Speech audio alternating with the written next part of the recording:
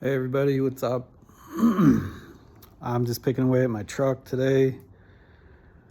Uh, I had the front wheel off. I'm just tightening up some things and cleaning it up a little bit. Pretty sure I'm gonna paint it. Uh,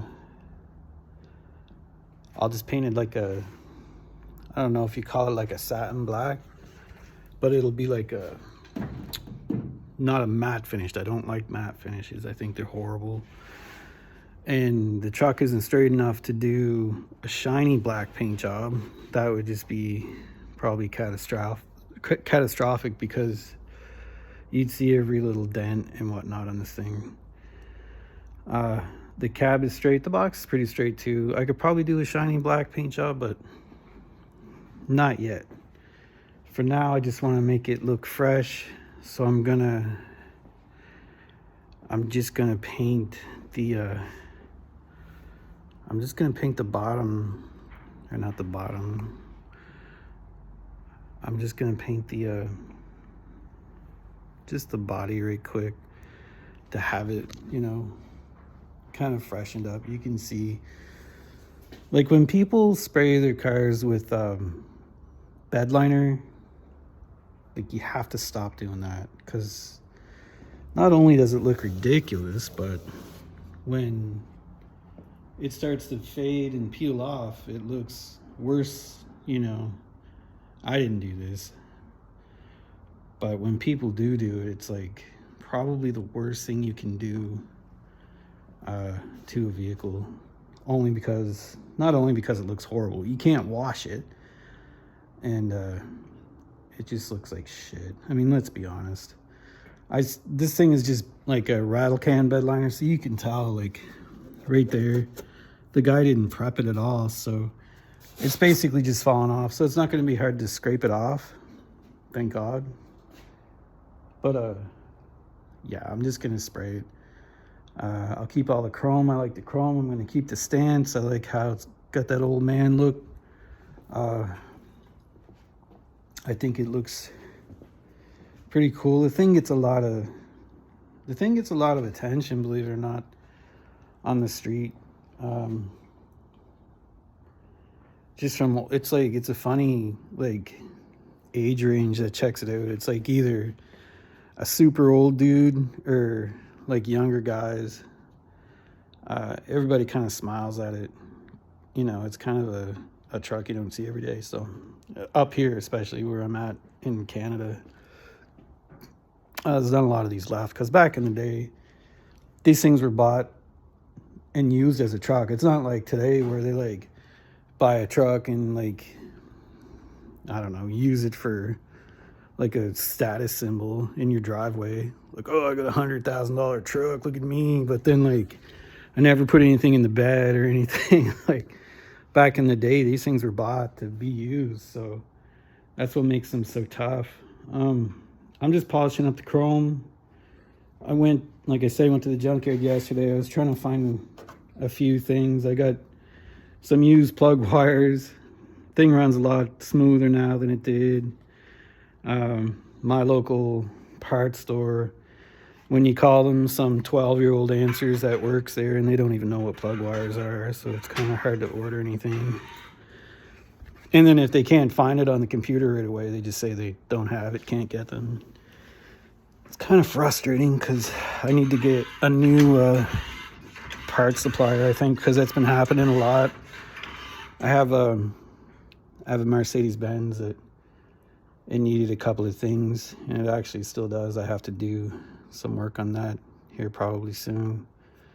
And they fucking just say, oh, I can't get anything. So it just makes it frustrating when I'm just jacking it up.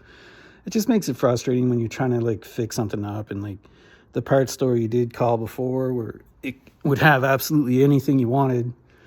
Now over the past 3 months, can't get it, don't have it, don't know where it is. Like, so I gotta find another parts store, I guess, clearly.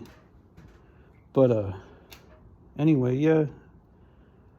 What else did I buy? Oh, I should have did a video when I went to the junkyard. But we managed to get, this thing needed a cup holder pretty bad. I found every time I took it out, like, we couldn't have coffee and kind of drive, because this thing takes like 2 hands to drive. But I did the interior when I first got the truck. This dashboard, well, I already went through that. That's not the original dashboard, but the one that was in it was just like, I couldn't even believe it. But that's the cup holder I got. Turn you around. Right there. That came from a Chevy van or a Chevy truck or something.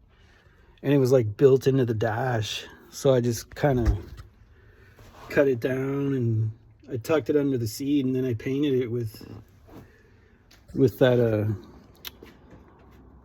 that vinyl paint that you can buy. And like, I don't care what people say, man, but that stuff, like, it just doesn't come off. Like, if you prep the surface right, and that's the main thing about paint, is you have to prep it. You have to like scuff it down, then clean it, and then the paint will generally bond. Actually, it's Duplicolor vinyl paint, and it was like the red stuff. And it works really well. Like, I'm impressed by it. But yeah, so what am I doing here? I'll show you. I polished up the wheels and whatnot.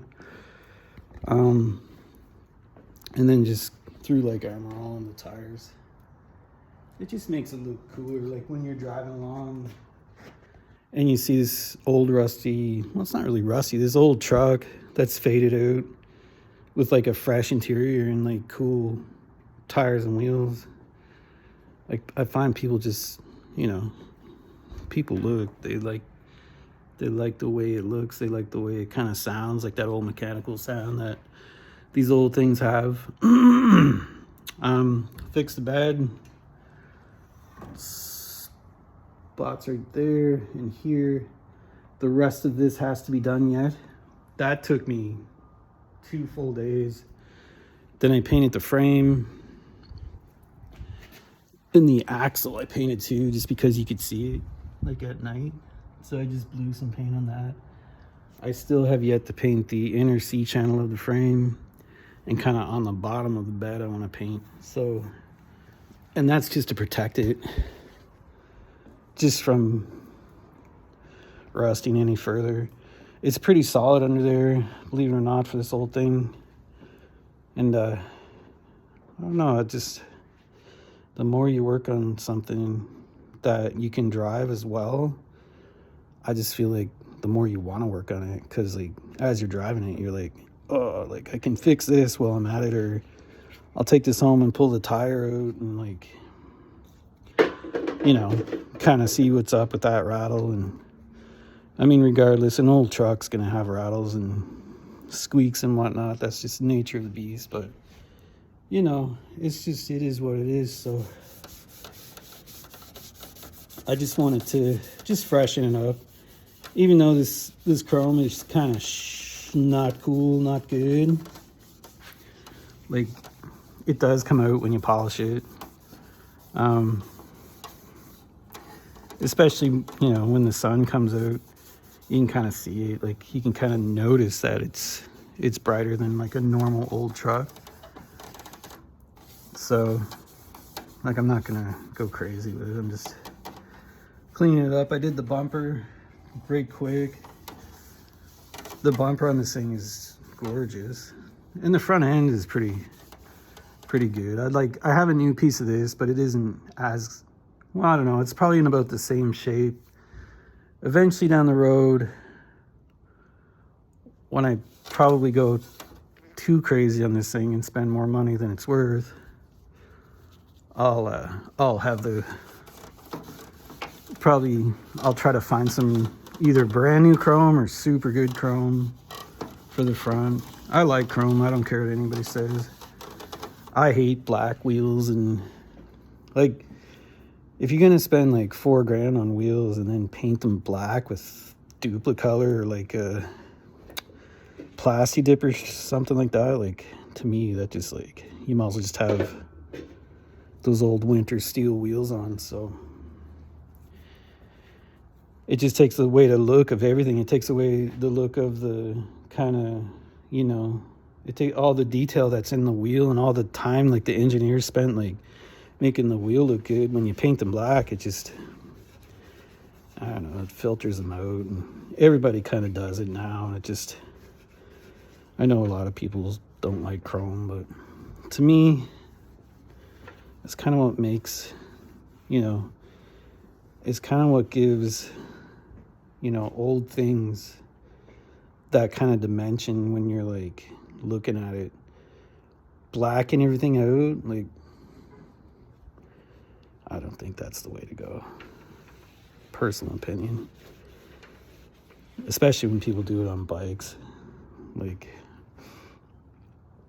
but I mean, some of it could be like sheep mentality too. Like, they see, like, I don't really want to say, but like, say Honda Civic drivers, when they soup up their cars, they soup them up in such a way where, you know, you've seen it before. You know what I'm saying? Like, they soup them up, they put the same wheels as their friends, as their friends, as their friends, on and on. They never paint them. And, like, they drop them and, you know, have them slammed and put that horrible muffler on. And but to me, when they soup them up, they're still cookie cutter cars because they're, like, doing the same thing everybody else does. So sometimes it's good to, like, envision things that are out of the norm, you know, like, instead of when Harley guys come to me and want their bike done in black, I always try to talk them out of it because every Harley's black. You know what I mean? There's so many colors out there. Like, why black? Like, why just black? Or if they want a skull painted, like, why a skull? Like, everybody has a skull, you know what I mean? I try to talk them out of that and do something that gives it kind of more an individual look, you know, kind of personalized to the owner too. And if you throw some ideas at somebody, you know, hey, why not a skull? Like, why not paint like a picture of your, you know, your kid, or a picture of your wife, or like a naked chick, or fuck, you know, like, or just something cool, or even like the Grim Reaper, like, you know, like a scene, or the devil, or something that's not a skull, you know, something that when people walk by, they see it and like say, man, that looks cool. Like, I've never seen that before. You know what I mean? That's kind of what I like to do. But this truck's going to be kind of a project. I do have another truck coming in that's actually just like this one that I'm going to paint fully, I think next month. So I might just do them both at the same time somehow. And that's going to be a lot of work, but whatever. So, all right. Like, subscribe, share. I'm going to continue on with the box repair here pretty soon. I'm going to get a tripod and sit it up and maybe do like a time-lapse repair. Show you guys how, you know, how you can just fix rust without, you know, breaking your bank and stuff. I should point out that, you know, I'm not sponsored by Lincoln or anything like that, but I started with like a Hobart welder. I don't know. I know that that's a fairly decent name because I have read up on them, but between that, which I sold, and this is like a Lincoln 140 MIG welder. My God, it's not even on gas. This thing is reverse poled, right? So it's set up for flux core. And I'm telling you, man, game changer. Like, just the welds in the thing is nice and chunky. So, and they're strong as hell. Like, you set it up, like the sheet on that shows you how to set up, you know, according to your metal thickness is dead on. So I was impressed. Like, that really impressed me. Like, the more I go on, like, I just buy better tools as I go, because I started off with crap pretty much. Like, everything I've done looks and works really well, but as you go on and you can buy better tools, it it just helps with the end result in speed. Because then, like, say a paint gun, so say if you go to, here we have Princess Auto, I think in the States it would be like Pep Boys or something, or O'Reilly's. If you go to O'Reilly's or Princess Auto here and buy like a cheapo $30 paint gun, like, I don't care what anybody says and what kind of painter you are and everything, like a $30 paint gun compared to like even a $300 paint gun is night and day, just in the way it sprays and the way it lays out, you know, the fan pattern, how you can set them up. Cheap guns always seem to have dirt spitting out of them somehow, and you know, I'll buy those guns, but I'll use them for primer, but I won't. I have painted with them, but if you have a choice, like, don't. I mean, if you're into wet sanding and polishing, which I've done a lot of because I paint where I do body work, so you know, I do get dirt in my paint, but I have to wet sand and polish to get a lot of that out.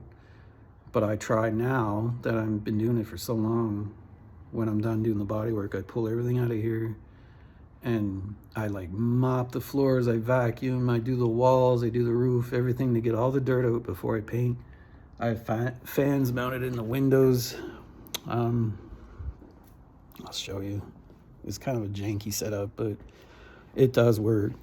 These are pretty strong fans my father got for me when he worked at the shipyards, and they just suck. So I'll put a fan at the other end of the shop, blow it on the project I'm painting, and then like everything's wet, like damp, so there's no dust. And then it'll blow out the back, and generally I get a really nice paint job. So you don't need a $100,000 spray booth. You know, if you're just a guy and you're fixing up an old car and you're not, you know, you're not on TV and you're not Chip Foose and you're not, you know, all these guys that can spend $1 million on a restoration, then that's the way to go. I find, you know, just do it. Just get what you can get and just start using it and learn. And, you know, the more mistakes you make, the better, you know, the better in the end it's going to turn out, because that's how you learn. You learn from mistakes, right? You learn what not to do, especially if you're teaching yourself, like I had to. I loved cars, and, you know, mechanics and paint people here don't make a lot of money, so I don't bother working at a body shop or anything like that, because, you know, I could charge $10,000 for a paint job, but if I go to a body shop, well, they're only gonna pay me $20 an hour. So why would I give someone else my talent and knowledge, and you know, if I can stay at home and set up a shop and just do it here? You know, that's why I just don't bother doing, you know, working at other shops. Hourly wages aren't really where it's at. You know, and then plus you have the opportunity to like buy your own tools and get your own setup and get your own guns and get your own compressor, and it just gives you room to experiment with things. And then when I get into airbrushing and whatnot here, I suspect pretty soon I'll have a bike, or even my own bike, which has been sitting in primer for 3 years.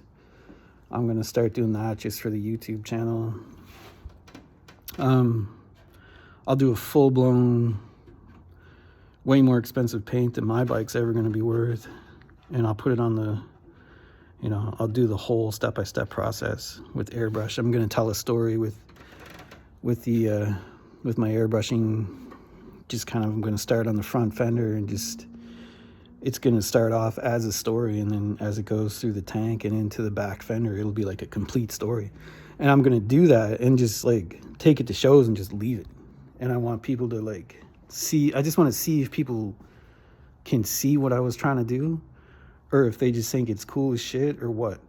But I kind of have ideas, right? And a lot of times, you know, people bringing bikes, they don't want to take any chances. They want, oh, the skull looks good, I know it's going to look good, so just paint the skull and fucking be on your way. But I'm going to show through my bike that if you take that chance, you're going to get a better result, and you're going to have a, you know, pretty mean ass looking bike. So Anyway, I was just standing here. I was working on this truck. I'm going to put the tire back on and leave it alone, I guess, for the day.